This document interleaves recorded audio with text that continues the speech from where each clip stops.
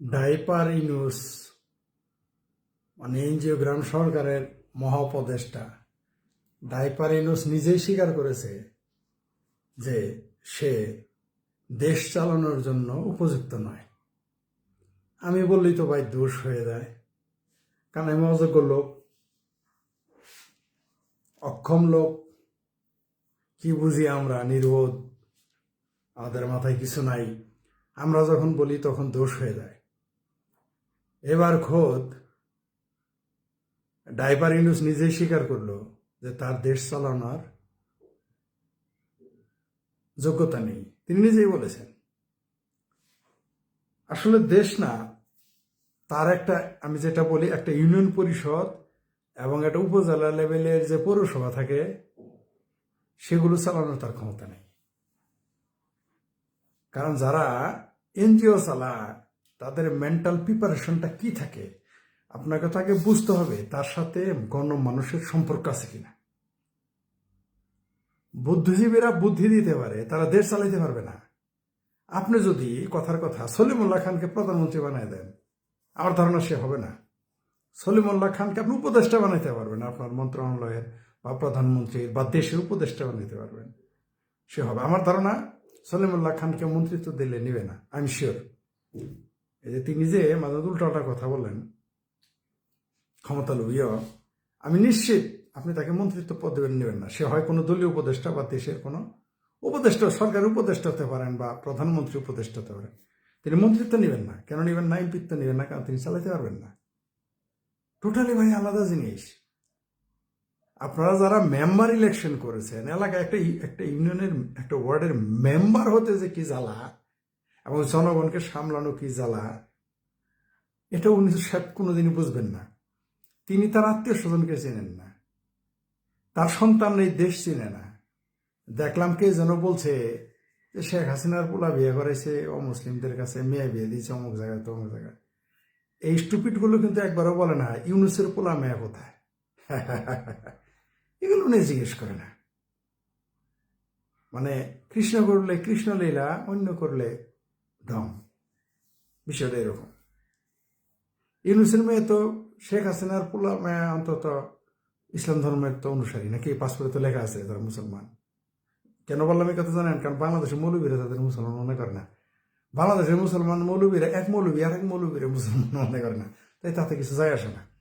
কিন্তু ইউনুসের সন্তানদের পাসপোর্টে কি মুসলমান লেখা আছে? নাই। খোদ ইউনুসের বিবি সাবদের পাসপোর্টে কি লেখা আছে মুসলমান? নাই। খোদ ইউনুসের পাসপোর্টে মুসলমান লেখা আছে কিনা আই হ্যাভ এ ডাউট। বিশ্বাস না আপনারা তার পাসপোর্ট, আচ্ছা ডক্টর ইউনুসের পাসপোর্টটা একটু আপনারা শো করেন, তার জাতীয় পরিচয় পত্রটা শো করেন, তাহলে তো দুধ কা দুধ পানি কা পানি হয়ে যায়। এই জামাতি মৌলবী, হেফাজতি মৌলবীরা একজন নাস্তিক এবং ভিনদেশি লোকের কলিগ হয়ে আছে, এগুলো আমি বললে দোষ হয়ে যায়। যাই হোক, সেটা তার ব্যক্তিগত ব্যাপার, এটা না আমার কোনো হেডেক নাই। আমার হেডেক হলো একজন বিদেশি কিভাবে বাংলাদেশের অপদেষ্টা হয়, নাম্বার ওয়ান। নাম্বার টু, সে নিজে স্বীকার করছে সে অযোগ্য। তার কথা, তার নিউ এজ পত্রিকায় আপনারা তার সাক্ষাৎকার দেখেছেন। তাও একটা সম্পাদকের সামনে পড়ছেন যিনি কাউকে তোয়াক্কা করেন না, এমন প্রশ্ন করেছেন, একেবারে বোকার মতো সব বলে দিয়েছেন যে তিনি অযোগ্য। আসলে অযোগ্য, কোনো সন্দেহ নেই। তো এই লোককে দিয়ে আপনারা পাঠা দিয়ে, অন্য শব্দ চয়ন করলাম না, ফেসবুক এবং ফেসবুকের কমিউনিটি স্ট্যান্ডার্ডের বিরুদ্ধে চলে যায় সে শব্দ উচ্চারণ করলে। সেই পশুটা হচ্ছে পাকিস্তানের জাতীয় পশু। যাই হোক, এই পাঠাদের দিয়ে তো আপনি হাল চাষ করতে পারবেন না। মানে ভেড়া দিয়ে তো আপনি ধান চাষ করতে পারবেন না, পারবেন? খেতে হাল চাষ করা যাবে না। তো তেমনি এনজিও গ্রাম সরকার যারা এখন আছে, এরা একজনও ফিট না। আমি তো বললাম, এরা একটা ইউনিয়ন পরিষদের চেয়ারম্যান হয়ে একটা ইউনিয়ন পরিচালনা করতে পারবে না। একটা পৌরসভার মেয়র হয়ে তারা, পৌর চেয়ারম্যান বা মেয়র হয়ে তারা একটা ছোট পৌরসভার কথা তারা পরিচালনা করতে পারবে না। এদের হাতে দিচ্ছেন দেশ। আমি অবাক হয়ে যাই, এই দেশের মানুষের এত রাজনীতিবিদ থাকতে বাংলাদেশে অলিতে গলিতে নেতা, গলি গলি में নেতা পাতি নেতায় ভরপুর। কিন্তু আমাদেরকে কারা কারা আসলো রাজনীতিতে, কারা আসলো ক্ষমতায়, যাদের এই দেশের কেউ চিনে না, এই দেশের কেউ জানে না, যাদের এই দেশে রাজনীতি করার ন্যূনতম অভিজ্ঞতা নেই, মাঠে ময়দানে তো নেই, এরা অফিস আর ঘর, আর একটু একটু লাম্পট্টা করা, আর একটু একটু আত্মীয় স্বজনের সাথে চাপা মারা, এছাড়া এরা কি জানে? আপনারাই বলেন তো। এই ড্রাইভার ইউনুস তো নিজেই স্বীকার করলো, আমি বললে তো দোষ হয়ে যেত, তাই না? সহযোগ্য একজন প্রধান উপদেষ্টা, আমি যাদের অপদেষ্টা বলে আদর করি, সে জানে না তার পররাষ্ট্রমন্ত্রী কি করতেছে, সে জানে না তার স্বরাষ্ট্রমন্ত্রী কি করে, বোঝে আমাকে রিপোর্ট করবে। তো তুমি কেন আছো বাসাদান? একজন তিনি যদি রাজনীতিবিদ হতেন, তিনি আগে জেনে যেতেন কি করবেন। নরেন্দ্র মোদীর সাথে ট্রাম্পের কি সম্পর্ক এবং তখন দেশে কি হবে তিনি জানেন না। আবার বলে লটারি টিকিটের মতো যদি লেগে যায়, দেশ চলে নাকি লটারি টিকিট, তোমার বাপ দাদার লটারি টিকিট পাইছ, শালার ঘরে শালা, যদি লেগে যায় মানে আমাদের গিনিপিগ বানাবে নাকি? বাংলাদেশের জনগণকে গিনিপিগ বানায় রাখছে। যদি লেগে যায়, লাগলে তো তোমার লাগবে, আমাদের তো না। কি বলে যদি লেগে যায়, মানে দেশ যদি চালাইতে হবে, এরকম তো আমিও বলতে পারি, আমারও প্রধানমন্ত্রী বানাই দেন, প্রধান উপদেষ্টা বানাই দেন, যদি চালাইতে পারি। অবশ্য তার চেয়ে ভালো চালাবো, কোনো সন্দেহ নেই, কোনো সন্দেহ নাই। চাউলের কেজি অন্তত 80 টাকা হইতে দিতাম না। আমি শেখ ফরিদ যদি বাণিজ্য মন্ত্রীও থাকতাম, বাণিজ্য উপদেষ্টাও থাকতাম, চাউলের কেজি 80 টাকা হইতে দিতাম না, প্রশ্নই আসে না। এই ঘিলু অন্তত আমার আছে, তার মতো নোবেল লরিয়ট হই নাই, হওয়ার সুযোগও নাই, পাবো না, বিশাল যোগ্যতা, কিন্তু চাউলের কেজি 80 টাকা। ওই যে পণ্ডিতের গল্প পড়ছেন না আপনারা? পণ্ডিতের, তুমি এটা জানা, কয় না কত জিন্দগি সারিয়া নেই মিশা, পরে ওইটা জানোস না, তোর তো আটা নাই মিশা, কয়টা জানাস, কয় না এই অঙ্ক জানোস না, কয় তত জিন্দগি 12 নাই মিশা। তারপর তো ঝড় শুরু হয়েছে নদীতে, তখন মাঝি পণ্ডিতের জিজ্ঞেস করছে, পণ্ডিত মশাই সাঁতার জানেন, কয় না, আপনার তো 16 নাই মিশা। তো এই পণ্ডিতেরা তাদের জিন্দগি 16 নাই মিশা যখন ঝড় তুফান আসে, ওই আমেরিকার এরকম পুতুলের মতো ধরে রাখছে, তো এই ক্যারেন দিয়ে আটকে রাখছে ওরে, তাই দেখা যাইতেছে ওরে। আর পাকিস্তান নিচে একটু মাটি দিছে, দিয়ে তলা একটু দাঁড় করায় রাখছে, তাই মনে হয় দাঁড়ায় আছে। আসলে তারা কিছু না, সেই পণ্ডিতের মতো জিন্দগি 16 নাই মিশা। আপনারাই বলেন যে বাংলাদেশের মোটা চাল কিভাবে 80 টাকা কেজি হয়, কি কারণে হবে? আমি কিন্তু আপনাদের ভিডিওতে বারবার বলেছি, বাংলাদেশের গোডাউন খালি, অনেকে তখন হাসাহাসি করছে। আমি বলতেছিলাম না যে বাংলাদেশের গোডাউন কিন্তু খালি, চালের ধানের গোডাউন সব খালি, বিশ্বাস করেন না? এবার প্রমাণ পাইছেন তো। বলেছিলাম তো দুর্ভিক্ষ আসবে, আপনারা গুরুত্ব দেন নাই। এই সমস্ত অযোগ্য লোকদের, এদের কিক আউট যদি আপনি না করেন, দেশ তো দুর্ভিক্ষের মুখোমুখি হবেই। যুদ্ধের দামামা, তারপর সাম্প্রদায়িক স্পিরিট কেন তুলে ধরছে জানেন? তার ব্যর্থতাগুলো ঢেকে রাখার জন্য, তাদের পরিকল্পনা, উদ্দেশ্য, এজেন্ডা বুঝতে না দেওয়ার জন্য তারা এই ধরনের ভারত বিরোধী বয়ান, খুতবা কত না দিচ্ছে, জজবা তৈরি করছে ভারত বিরোধী। ভারত বিরোধিতা করলে পেটে ভাত যাবে? পাকিস্তানের মতো তোমার আব্বা পাকিস্তানিরা পারমাণবিক বোমা নিয়ে ভারতের সাথে পাঙ্গা লেগে এখন খটরা কাটরা লেকে ঘুম রাহা হয়। এগুলো তো ইতিহাস তোমাদের পড়ার দরকার নেই। আর তোমরা পড়বা কিভাবে? তোমরা এই বাংলাদেশের মানুষকে আপনি কিভাবে, এদের মূর্খদের আপনি, অজ্ঞদের আপনি জ্ঞান দিতে পারবেন, কিন্তু বাংলাদেশের মানুষকে আপনি জ্ঞান দিতে পারবেন না। কারণ যারা বিশ্বাস করে যে সাইদি চান্দে চলে গেছে, এর জন্য 65 জন লোক মারা যায়, এই জাতি তো এরা, এই মুসলমানই তো এরা। আরো কি বিশ্বাস করে যে নজরুলের নোবেল চুরি করে নিয়ে গেছে রবীন্দ্রনাথ? এগুলো শিক্ষকেরা বলে, বাংলাদেশের ছাত্ররা না, শিক্ষকেরা বলে, স্কুল কলেজ বিশ্ববিদ্যালয়ের শিক্ষকেরা বলে নজরুলের নোবেল প্রাইজ চুরি করছে রবীন্দ্রনাথ। এই মূর্খ জাতিকে আপনি কি শিখাবেন? তো সেই মূর্খ জাতিকে একটু জজবা দিলেই তো, ভারত বিরোধী জজবা, হিন্দু বিরোধী জজবা একটু দিলেই তো আপনি দেশ শাসন করতে পারবেন। এনএস সরকার তা করতেছে, আর কিছুই না। চাউলের কেজি, যে দেশে ধান উৎপাদনে পৃথিবীতে পঞ্চম নাকি চতুর্থ, সেই দেশে কিভাবে চাউলের কেজি 80 টাকা হয়, তা মোটা চাউল? কিভাবে হয়? যেই দেশে কৃষক, যে দেশ কৃষি নির্ভর একটি দেশ, সেই দেশে চাউলের কেজি 80 টাকা কেন? আমি বলেছি না, চাউলের গোডাউন খালি ইন্দুরে খাইছে অর্ধেক আর বান্দরে খাইছে অর্ধেক, পুরো গোডাউন খালি এই দেশের। চাউলের দাম এটা বুঝে গেছে। এটা যারা যারা চাউলের ব্যবসা করে তারা এটা জেনে গেছে যে গোডাউন খালি। এদের না আছে পররাষ্ট্রনীতি জ্ঞান, না আছে কূটনৈতিক জ্ঞান, এদের কথা বলার। একজন মন্ত্রী, একজন, আমরা আগে ওবায়দুল কাদেরের কথা শুনে হাসতাম, তার আগে বিএনপি নেতাদের কথা শুনে হাসতাম, মন্ত্রীদের। আচ্ছা, এরা বুঝে না রাজনীতি, এরা রাজনীতিবিদ, মূর্খ লোক, অশিক্ষিত লোক, এটা বলতো এরা টাউট বাটপার। এখন তো যারা আছে তারা শিক্ষিত লোক। একজন শিক্ষা উপদেষ্টা বলে কবে বই আসবে আমি জানি না। বাল ফালাইতে তুমি শিক্ষা উপদেষ্টা হচ্ছে সুধীর ভাই, জুতা মেরে এই শালার এখনো সরাই না কেন মানুষ? আমি বুঝতে পারি না। বাংলাদেশের মানুষের অনুভূতি কি মারা গেছে নাকি? যখন একটা, আমরা আগে শুনতাম যে রাজনীতিকেরা পথে কোনায়, এই কথা বলার পর তার নিজের থাকার যোগ্যতা আছে? হ্যাঁ, কেউ যদি বলে আমার বউরে আমি ভাত দিতে পারবো না, তো ভাতারও আর তোমার আর দরকার কি? ভাত দিতে পারবো না, বাল বালাইতে ভাতার হইছ। একটা উপদেষ্টা বলে যে তার, আবার অর্থ উপদেষ্টা বলে ভ্যাট বাড়লেও সমস্যা হবে না। এইরকমই দেশের মানে পণ্ডিতদের এই অবস্থা। মানে আমরা এতদিন মনে করতাম রাজনীতিকেরা মূর্খ লোক, বদমাইশ, বাটপার, এরা কিছু বুঝে না, তাই উল্টা উল্টা কথা কয়। এখন থেকে এই শিক্ষিত লোকগুলো উল্টা উল্টা কথা কয়।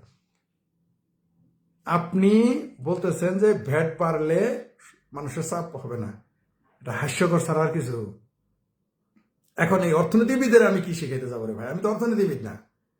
একটা বাংলাদেশের ব্যাংকের সাবেক গভর্নরে আমি কি শিখাইতে যাবো ভাই? যেই দেশের বাণিজ্য উপদেষ্টা বললে যে কোনো সমস্যা নেই দেশে, চালের দাম বাড়তেই পারে, অমুক জিনিসের দাম বাড়লে সমস্যা নেই, একটা বাড়লে আরেকটা কম, বিললে আরেকটা বাড়বে, এই ধরনের কথা বলে। শিক্ষা উপদেষ্টা বলে বই দিতে পারবো না মার্চের আগে, কেউ বলে পারবোই না, কেউ বলে, সচিব বলে যে ডিজিটাল প্রিন্ট করেন। চিন্তা করে দেখেন, এই সমস্ত লোক দেশের এখন ক্ষমতায়। তাদের মন্ত্রী, তাদের প্রধান হচ্ছে ডাইপার ইউনুস। ডাইপার ইউনুস তো নিজেই স্বীকার করছে সে যদি লাইগা যায়।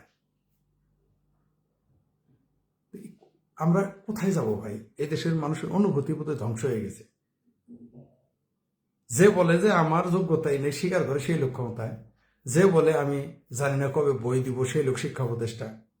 আর সব দোষ ছিল নুরুল ইসলাম নাহিদের। শিক্ষা ব্যবস্থা ধ্বংস করে দিছে এই কি, আরে ভুলে গেলাম, দেবমণি শিক্ষা ব্যবস্থা ধ্বংস করে গেছে নুরুল ইসলাম নাহিদ। যারা গেলে চাপা মারছে না, এখন উপদেষ্টার, আপনার উপদেষ্টা বাল ফালাইতেছে না। যারা বড় বড় লম্বা লেকচার দিতে নুরুল ইসলাম নাহিদ শিক্ষা ব্যবস্থা ধ্বংস করছে, দিবমণি শিক্ষা ব্যবস্থা ধ্বংস করছে। আপনার শিক্ষা উপদেষ্টান কোন পাল্লা ফালাইতেছে? সে তো বই দিতে পারে না। মানে শিক্ষা ব্যবস্থা না, বই দেওয়ার যাদের যোগ্যতা নাই, মানুষের চাউল কিনা খাবে, সেই চাউল আনার, বিদেশ থেকে চাউল এনে যে দামটা কমাবে, এই যোগ্যতা যাদের না, এই মূর্খদের যোগ্যতা, এগুলো আমাদের কাছ থেকে দিতেছে। আমরা এখন বাধ্য, কারণ দেশের মানুষকে তো পাচাইতে হবে। কিভাবে আমদানি করতে হয় সেগুলো পরামর্শ দিতেছি কিছু মানুষকে, ব্যবসায়ীদের। কি করবো ভাই? আমরা তো ওদের মতো হারামি হইতে পারবো না যে দেশের মানুষ না খায় মরুক, আমরা তাকায় থাকে দেখবো, এটা তো আমরা পারবো না ভাই। ওই যে রেমিটেন্স যোদ্ধারা বলছে যে রেমিটেন্স পাঠাবে না শেখ হাসিনার বিরুদ্ধে, রেমিটেন্স গাথার বাচ্চা গাথা। রেমিটেন্স তুই না পাঠালে শেখ হাসিনা ক্ষতি হবে না পুরো দেশের মানুষের ক্ষতি হবে? গাথা কোথাকার। এখন তো রেমিটেন্স পাঠাইতে চাইলে দাম 80 টাকা হয় কেন? এত বুদ্ধেল ধরা, এগুলো বুদ্ধি দেয় কারা তাদের? প্যানিক বট্টর ইলিয়াসের বুদ্ধিতে দেশ চালাইলে তো দেশে কি হবে, দেশে কি হইতেছে এখন তো বুঝতেই আছে। আমরা চেষ্টা করতেছি কিভাবে কিভাবে ফরেন কারেন্সি দেশে আরো আসবে, আমরা সেই চিন্তা করতেছি। আমরা এই সরকারকে পছন্দ করি না, এই সরকার চাইও না, এই সরকারকে মানিও না, তারপরেও চেষ্টা করি দেশে মানুষ ভালো থাকুক। কিভাবে রপ্তানি, আমি বাংলাদেশ, আমি ইন্ডিয়ানদের কাছ থেকে একটা জিনিস শিখেছি, যে দেশপ্রেম।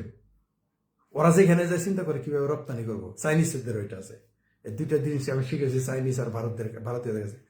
যেখানে যাই আমি চিন্তা করেছি কিভাবে বাংলাদেশের জিনিস রপ্তানি করা যাবে, এই চিন্তা করি। কাঁচামাল কি দেওয়া যাবে, এই চিন্তা করি। পারি না, ব্যর্থ হই, কিন্তু ওই চিন্তাটা মগজে আছে। আর কিভাবে ফরেন কারেন্সি দেশে আসবে সেই চিন্তা করি। অনেককে পরামর্শ দিচ্ছে যে এটা করো ওইটা করো, এটা করলে আসবে। কি করবো, আমার দেশ তো ভাই, আমার দেশের মানুষের প্রতি তো আমি তো দেশের প্রতি আমি যে মাটিতে জন্মেছি সে আমার দায় আছে তো। যারা 30 লক্ষ মানুষ শহীদ হয়ে আমার দেশকে সৃষ্টি করে গেছে, যারা জীবন নিয়ে মুক্তিযুদ্ধ করেছে, তাদের প্রতি আমার দায় আছে তো। আমি ওই দেশে জন্মেছি না, আমার দায়, বাধ্য আমি যেহেতু এখন জন্মেছি দায়। আমার মাতৃভাষা বাংলা। যদি আমি নিজেকে বিশ্ব নাগরিক মনে করি, আমি কোন দেশ প্রান্তে বিশ্বাস করি না। আমি মনে করি সারা পৃথিবী এক হয়ে যাক, কারণ পুঁজিবাদী ব্যবস্থা এগুলো সৃষ্টি করে রাখছে এবং এরা এই দেশ ভেঙে ভেঙে দেশ বানায় নিজেদের স্বার্থে। সাম্রাজ্যবাদীরা দেশগুলো বানায়, আপনারা মনে করেন না সব আপনারা ওই স্বাধীনতার সুফলে আপনারা পেয়ে গেছেন, এটা মনে করেন না। এখানে সাম্রাজ্যবাদীদের অনেক লীলা খেলা চলে। দ্বিতীয় বিশ্বযুদ্ধের আগে কয়টা দেশ ছিল? প্রথম বিশ্বযুদ্ধের আগে কয়টা ছিল? তার আগে কয়টা ছিল? তার আগে তো আমরা ছিলাম প্রজা, আমরা তো নাগরিকই ছিলাম না। আর মানসিকভাবে তো আমরা এখনো রাজা প্রজাতেই বিশ্বাস করি মানসিকভাবে। যাই হোক, ডাইপার ইউনুস নিজেই স্বীকার করছে সে অযোগ্য। আগে আমি বলতাম, এখন সে নিজেই স্বীকার করছে, আমার অনেক গালাগালি করছেন। তো অযোগ্য লোকেরা রাখার দরকার কি? এরা রাখার দরকার কি আমাদের? এদের আমরা ধুয়ে পানি খাবেন, খান। ইউনুসের নোবেল আর ইউনুসের ডাইপার ধুয়ে পানি খান আপনারা। চালের দাম 80 টাকা কেজি, তারপরে কথা বলেন না শেখ হাসিনা ফ্যাসিস্ট, দেশ গেল দেশ গোল্লাই গেল। মোটা চাল কেজি 80 টাকা, তারপর কথা বলেন আপনারা। অযোগ্য লোকদের দিয়ে যারা যারা সকাল বিকাল অফিস করা লোক, এরা কিভাবে দেশ চালাবে?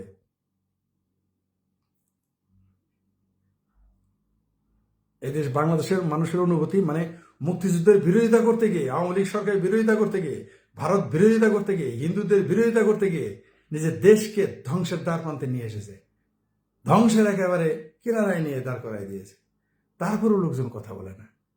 আবার বুদ্ধিজীবী সেজে আছে, বুদ্ধিজীবীরা কোথায় এখন? চাল রেখে 80 টাকা কথা বলে না কেন সাংবাদিকেরা?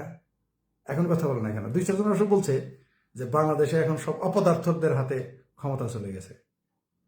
এই নাবালক সুরি বুড়ি গেলমান হুরি কোটায় যারা আসছে, এদের দিয়ে আপনি দেশ চালাবেন? আমি তো আবারও বলে দিই স্পষ্টভাবে, আমাকেও যদি দায়িত্ব দেওয়া হইতো, কোনো মন্ত্রী তো লাগবে না, আমাকে দায়িত্ব দেওয়া হইলো বাংলাদেশের চাউলের কেজি 80 টাকা কেজি হইতে দিব না। আমি 50 টাকার মধ্যে থাকবে, 50 টাকা। আমি এই দায়িত্ব, আমাকে দায়িত্ব।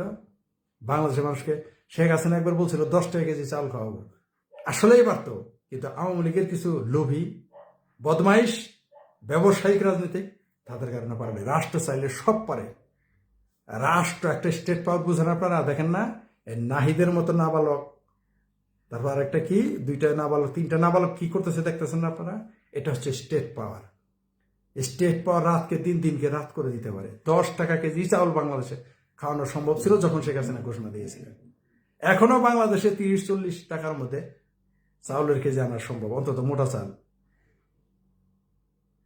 রাষ্ট্র পরিচালনার ইচ্ছা থাকতে হবে, প্রথমে দেশপ্রেম থাকতে হবে। আপনার প্রেম হলেও আপনি কিভাবে মুক্তিযুদ্ধের বিরোধিতা করবেন সারাদিন, সেই মুক্তিযুদ্ধ বিরোধী চেতনাকে স্প্রেড করবেন সেই ধান্দায় আছেন। কিভাবে আপনার ট্যাক্স ফাঁকি দিবেন সেই ধান্দায় আছেন। কিভাবে আপনার প্রতিষ্ঠানের ট্যাক্স 29 সাল পর্যন্ত 2029 সাল পর্যন্ত দিতে সেই ধান্দায় আছেন। কিভাবে সচিব ট্রান্সফার করলে টাকা খাওয়া যাবে সেই ধান্দায় আছেন।